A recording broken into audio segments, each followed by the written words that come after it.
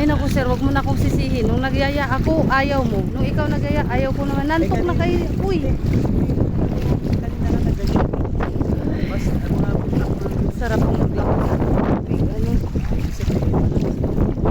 Ang lakas nga no, kasi di ba yung tatay na sila nakalis. Ayaw po yung kasama ko. May sakit pa daw siya niya.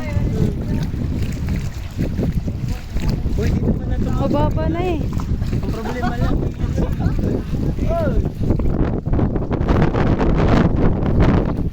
Ayun na, wala na ba?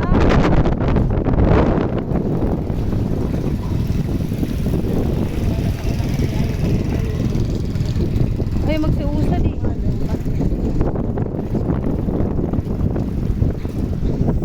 Wow, sarap.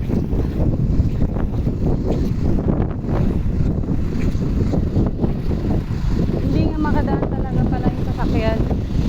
Kasi kaliwat ka na nakaharang. Hindi makadaan yung sasakyan. Mananatili yun doon hanggat di maalis yung nandiyan.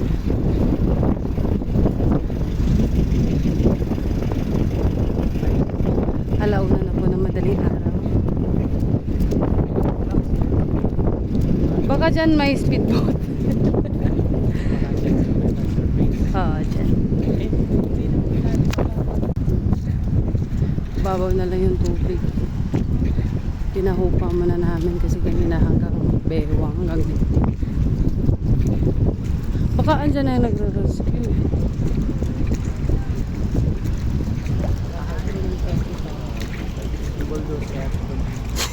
Ayan, ay oo nga.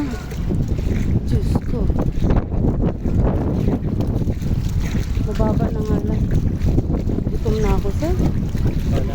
Gutom na, pagod pa.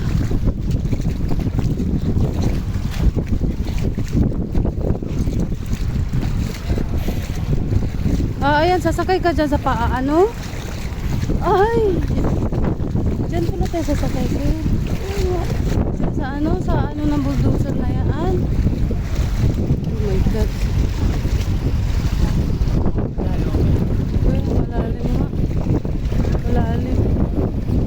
Sasakay tayo, sumakay sila eh. Kaysa naman dito yung makauwi. Ha? Tara! Dyan pala sasakay. Ang cute. Diyan pala sila sasakay. Siyempre sasakay ako. Girl Scout ako eh. Tapos biglang matuwad ba no?